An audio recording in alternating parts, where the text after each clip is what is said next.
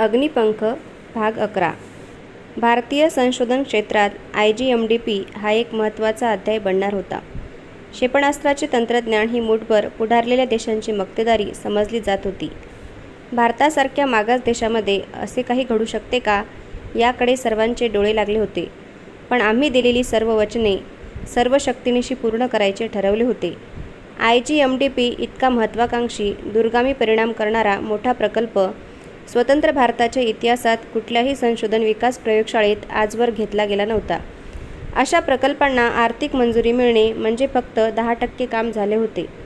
प्रकल्प यशस्वी करणे ही वेगळी गोष्ट होती. जितके आपल्याजवळ अधिक असते तितके अधिक सांभाळावे लागते. पैसा आणि स्वातंत्र्य दिल्यावर कर्तृत्व दाखवणे, आमच्यावर टाकलेला विश्वास सार्थ आहे हे सिद्ध करणे आमचे कर्तव्य होते आणि ते पूर्ण करण्याचा निश्चय आम्ही केला होता. प्रकल्प सत्यसृष्टीत आणण्यासाठी प्रथम कशाकशाची गरज होती, आरेखनापासून प्रत्यक्ष वापरापर्यंत काय हवे होते. आमच्याकडे उत्कृष्ट माणसे होती, पैसाही मिळाला होता, साधने थोडी असली तरी कामाचा पायाभूत साचा होता. या 3 महत्त्वाच्या गोष्टींव्यतिरिक्त आणखी काय हवे होते? प्रकल्प पूर्ण व्हायला आणखी कशाची गरज असते? माझ्या SLV-3च्या पूर्वानुभवामुळे मला या प्रश्नांची उत्तरे ठाऊक होती. कळीचा मुद्दा होता तो म्हणजे क्षेपणास्त्र तंत्रज्ञानातील गुणवत्तेची माणसे आपल्या देशामधूनच मला हवी होती. परदेशातून काहीही आयात करायची नाही असा आमचा इरादा होता. तंत्रज्ञान ही सर्वांनी मिळून साकारायची बाब आहे.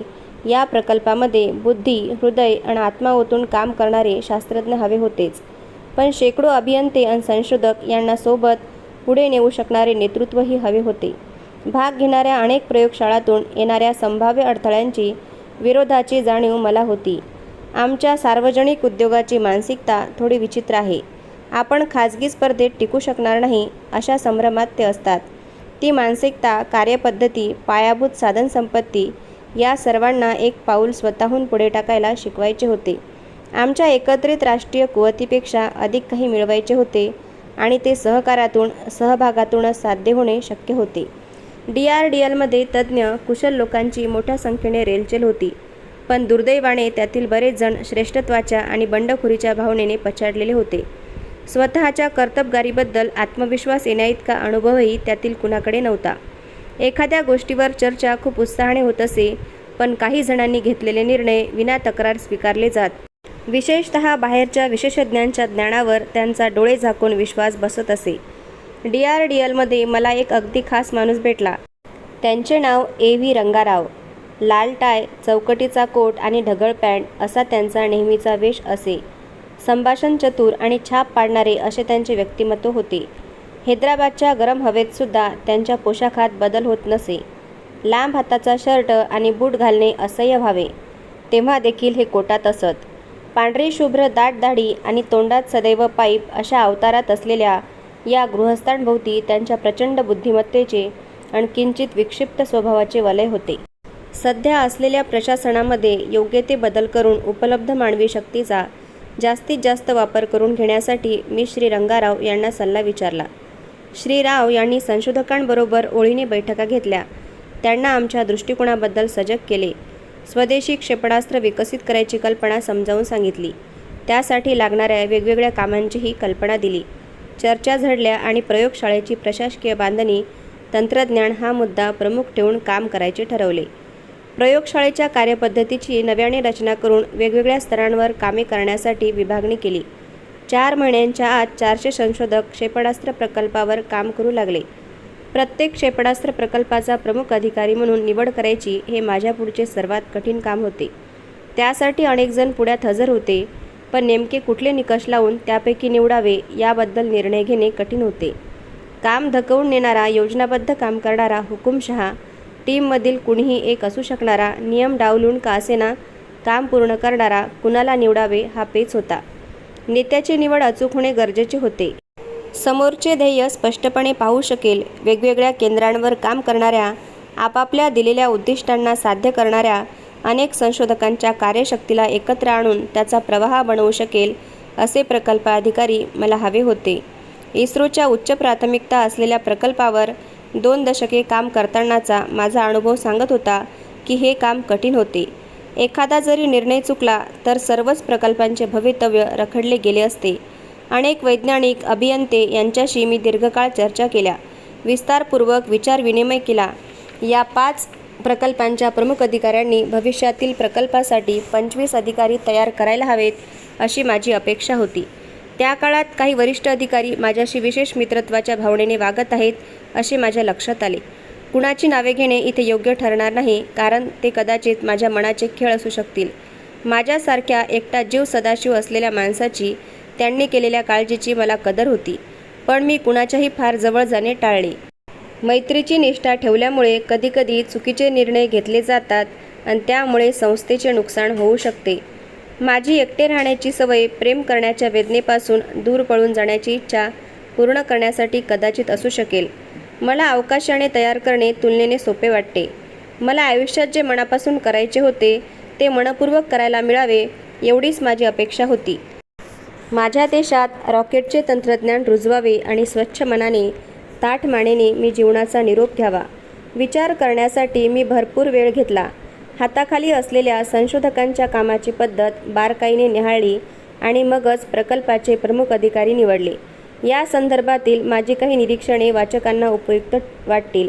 एखाद्याची मूलभूत कार्यपद्धती तो कठीण कार्याचे विभाजन आणि नियोजन कसे करतो यावरून कळून चुकते. एका टोकाला खूप काळजीपूर्वक नियोजन केले जाते. प्रत्येक पाऊल उचलण्यापूर्वी सर्वांगीण विचार केला जातो. ऐनवेळी येऊ शकणाऱ्या सर्व अडचणींचा, अडथळ्यांचा आधीच विचार करून त्यावर काय उपाय योजायचे हेही आधी ठरवले जाते. तर दुसऱ्या टोकाला भराभरे कामे निपटणारा असतो. नियोजनाशिवाय त्याचे कार्य करणे चालू होते. कल्पना सुचली की असे लोक ताबडतोब त्यानुसार कार्यवाही सुरू करतात. कार्यपद्धतीचा आणखी एक पैलू म्हणजे कामावरचे नियंत्रण. ठराविक अनुक्रमाने घटना घडत जातील यावर लक्ष आणि शक्ती केंद्रित केली जाते. यामध्ये एका टोकाला अगदी कठोर शिस्तीचा प्रशासक असतो. सर्व नियंत्रण आपल्या हातात ठेवणारा, प्रत्येक घटना तपासणारा, नियम आणि धोरणे कटाक्षाने, भक्तिभावाने पाळणारा असा नेता असतो. तर दुसऱ्या टोकाला काही जण स्वातंत्र्य आणि कार्यपद्धतीत लवचिकता मांडणारे असतात.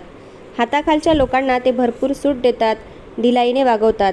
मला या दोन्ही बाबतीत मध्यम मार्गाने जाऊ शकणारा नेता हवा होता, जो अगदी नियमावर बोट ठेवून वागणारा कठोर नसेल आणि वाटेल ते खपवून न घेता खंबीर राहील. जसजशी संधी मिळेल तसे शिकत वाढत जाणारे, सर्व वाटा चोखाळून पाहणारे, जुनी मूल्ये वापरून नव्या परिस्थितीला सामोरे जाणारे, शहाणे, सहनशील, वाटाघाटी करत पुढे सरणारे नेतृत्व मला हवे होते. त्यांचा सहकाऱ्यांवर विश्वास हवा, समान पायावर सत्ता वापरावी याचे भान हवे, टीममध्ये काम करता यावे, नवे ते अभ्यासून स्वीकारायला हवे, बुद्धिमत्तेचा आदर केला जावा, व्यवहार्य सल्ला अणमान न करता मांडला जावा, अशा वृत्तीचे लोक मला निवडायचे होते. जबाबदाऱ्या नीट वाटून घ्यायला हव्या. मग कुठे चुकले तर जबाबदारी स्वीकारणारे सुजाण नेतृत्व गुण त्यांच्याकडे असायला हवेत. मुख्य म्हणजे अपयशाने खचणारे आणि यशाने हुरळणारे असे नकोत. अपयशाला सोबत घेऊन यश आणि असुविधा सारख्याच वृत्तीने स्वीकारणारे नेतृत्व मी शोधत होतो.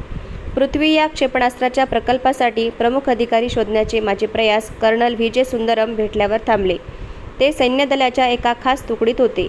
एरोनॉटिकल अभियांत्रिकीमध्ये पदव्युत्तर शिक्षण घेतलेले कर्नल सुंदरम यांत्रिक कंपनाच्या विषयात पारंगत होते आणि प्रत्यक्ष बांधणी करणाऱ्या DRDLच्या स्ट्रक्चर ग्रुपचे विभाग प्रमुख होते. प्रयोगशील वृत्ती आणि गुंतागुंतीचे प्रश्न निकोप दृष्टीने हाताळण्याची कुशलता त्यांच्याकडे होती. टीममध्ये काम करण्याची यशस्वी पार्श्वभूमी होती. वेगवेगळ्या पर्यायातून नेमकेपणाने योग्य ते निवडण्याचे कौशल्य त्यांच्यापाशी होते. नव्या पद्धतीने काम करणे ते स्वीकार्य समजत. आधी कल्पना येणार नाही अशी उत्तरे शोधण्यासाठी नवी वाट चोखाळायला ते मागे सरत नसत. प्रकल्प अधिकाऱ्याला जरी नेमकी काय ध्येय आहे याची कल्पना असली, ते गाठण्यासाठी दिशाही ठाऊक असली, तरी सहकाऱ्यांना ती ध्येय अर्थपूर्ण वाटली नाहीत तर ते विरोध करतात. त्यांना पटेल असे समजावून देत पुढे जाणे ही एक जबाबदारी प्रकल्प अधिकाऱ्यावर असते.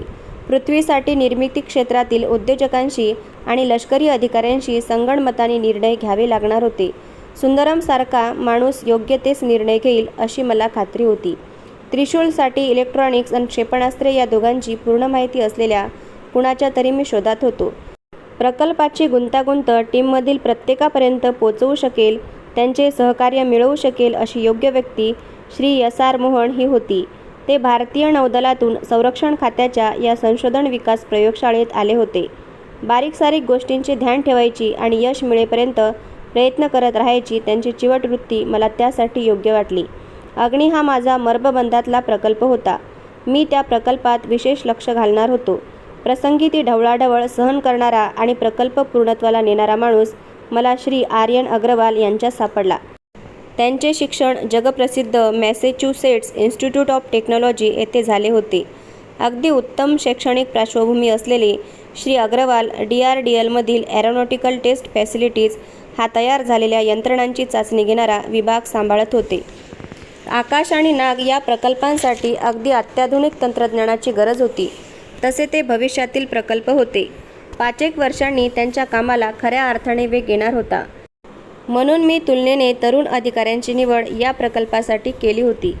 श्री प्रल्हाद हे आकाश आणि श्री NR अय्यर नागसाठी नेमले गेले.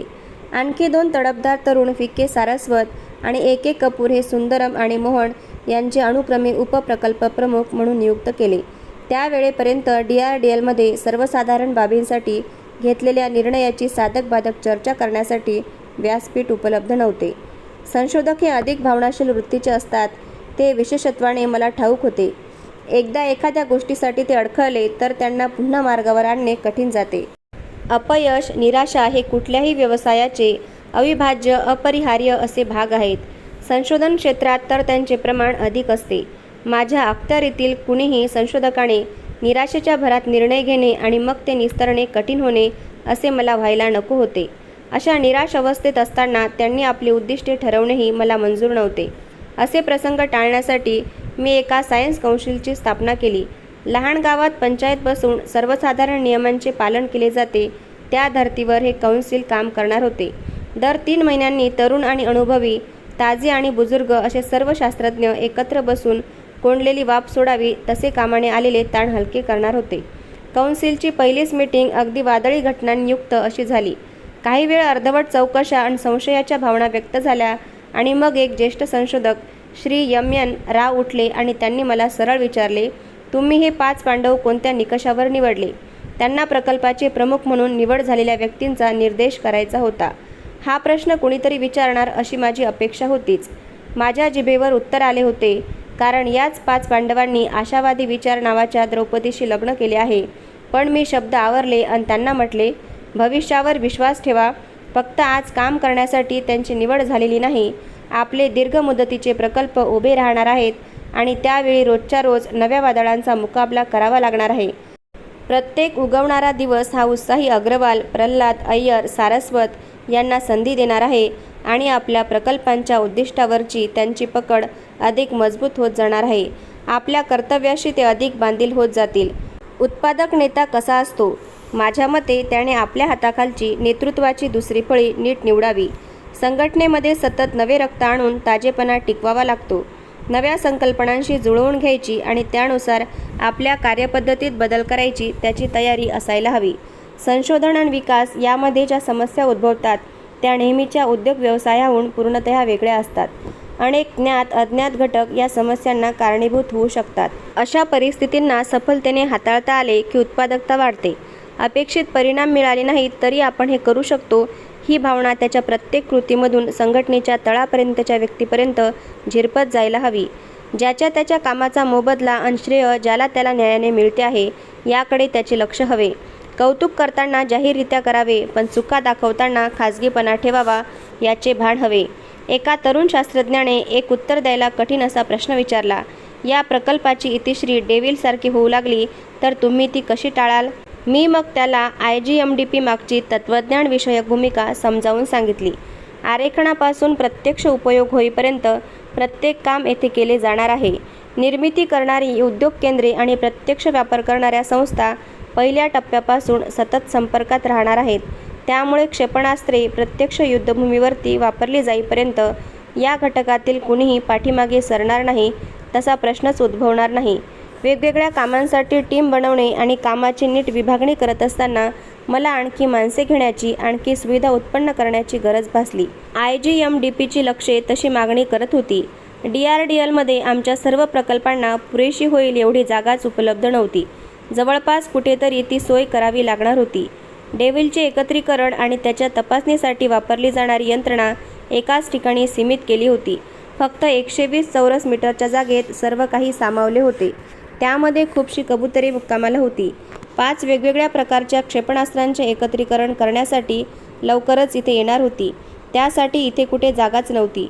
तयार झालेल्या साधनांच्या वेगवेगळ्या वातावरणात परीक्षण करण्यासाठी असलेली एन्व्हायरमेंटल टेस्ट फॅसिलिटी आणि विमान संशोधन प्रयोगशाळा या दोन्ही इमारती अपुऱ्या आणि असुविधा असलेल्या होत्या. मी जवळच्याच इमारतकंच्या या विभागात गेलो. काही दशकांपूर्वी DRDLच्या रणगाडाविरोधी क्षेपणास्त्राच्या चाचण्या त्या ठिकाणी घेतल्या जात होत्या. तो सर्व विभाग वैराण होता. झाडे अजिबात नव्हती. दख्खनच्या पठारावर आढळणारे मोठमोठे खडक मध्ये पसरलेले होते. मला वाटले की या खडकांमध्ये प्रचंड ऊर्जा गुप्त स्वरूपात साठवलेली आहे. या ठिकाणी एकत्रीकरण, सुगठन, तपासणी, चाचणी घेण्यासाठी यंत्रणा उभी करायची असे मी ठरवून टाकले. पुढील 3 वर्ष झपाटल्यासारखा मी त्या कामाच्या मागे लागलो. एक आदर्श हायटेक संशोधन केंद्र स्थापन करायचा प्रस्ताव आम्ही मांडला.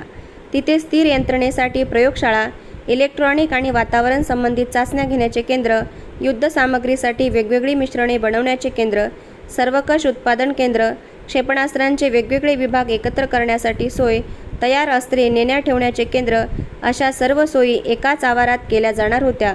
ही एक प्रचंड मोठी योजना होती. हा प्रकल्प प्रत्यक्षात आणण्यासाठी वेगळ्या प्रकारच्या कौशल्याची गरज होती. इथे ध्येय, उद्दिष्टे निर्माण केली होती. आता ती अनेक संशोधकांनी, संस्थांनी समजून घेऊन त्याप्रमाणे कार्य करायचे होते. या प्रचंड आकाराच्या प्रकल्पाच्या प्रमुखावर फार मोठी जबाबदारी पडणार होती. सर्व तऱ्हेच्या समस्या सोडवण्यासाठी हाताखालच्या अनेक लोकांशी उत्तम संवाद करू शकणारा कुणीतरी इथे प्रमुख हवा होता. श्री M.V. सूर्यकांतराव यांच्यामध्ये मला हवे असलेले सर्व गुणविशेष होते. विशिष्ट सेवा पुरवणाऱ्या अनेक बाहेरच्या संस्था या प्रकल्पाला लागणारी छोटी मोठी साधने बनवणार होत्या. त्यांच्याशी संवाद साधणे जरूर होते.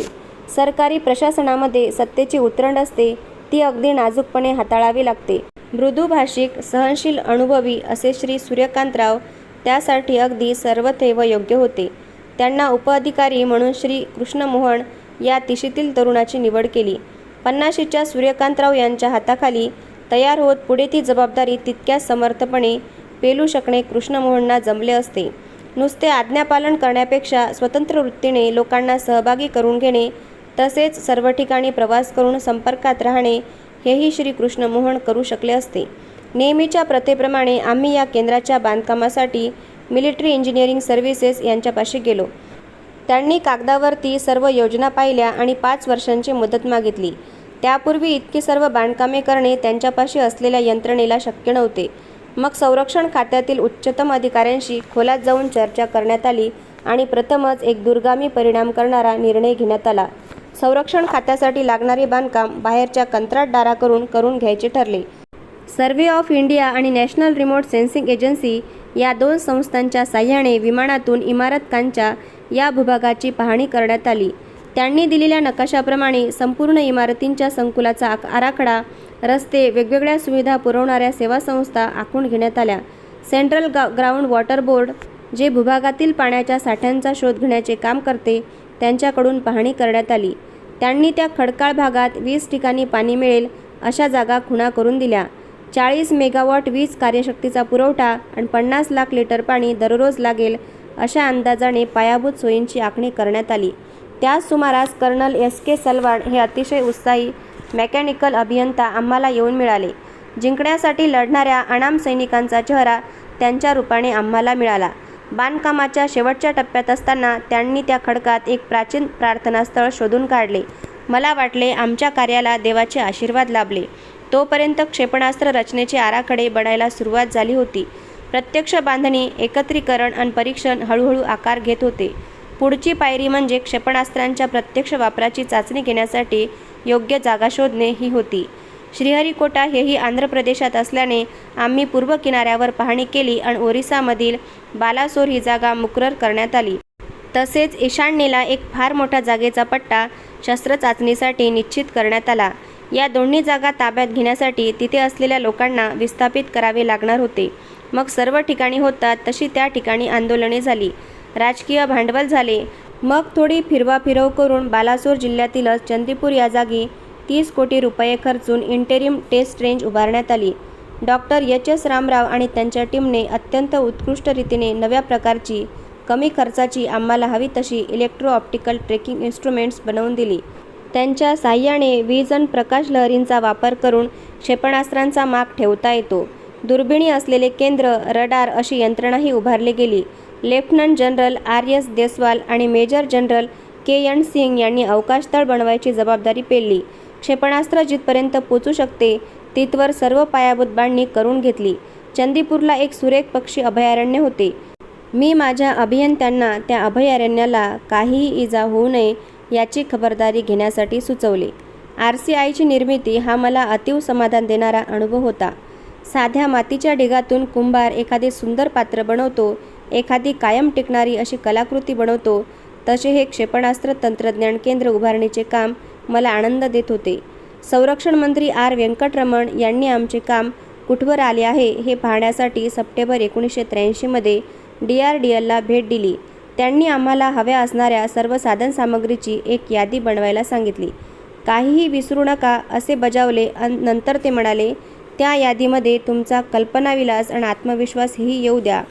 आज जी कल्पना असते ती उद्या साकार होते. आज ज्यावर विश्वास असतो ते उद्या मिळवले जाते. त्यांच्या या उद्गाराने डॉक्टर अरुणाचलम आणि माझ्या डोळ्यांसमोर आमच्या प्रकल्पाची क्षितिजे रुंदावत गेल्यासारखी दिसली. IGMDPला या नव्या मिती मिळाल्या आहेत, नव्या शक्यता उद्भवल्या आहेत असे वाटले. आमचा उत्साह दुणावला आणि हा उत्साह संसर्गजन्य ठरला. देशातील या क्षेत्रातले उत्तमोत्तम व्यावसायिक तज्ज्ञ आमच्या प्रकल्पामुळे प्रभावित होऊन खेचले गेले. जिंकणाऱ्याशी, यशाशी संबंधित असणे सर्वांनाच आवडते. हा प्रकल्प नक्की यशस्वी होणार आहे अशी एक सार्वत्रिक भावना फैलावली. धन्यवाद. पुढील भाग पुढच्या व्हिडिओमध्ये. अशाच नवनवीन प्रेरणादायी कथा ऐकण्यासाठी चॅनलला सबस्क्राईब करायला विसरू नका.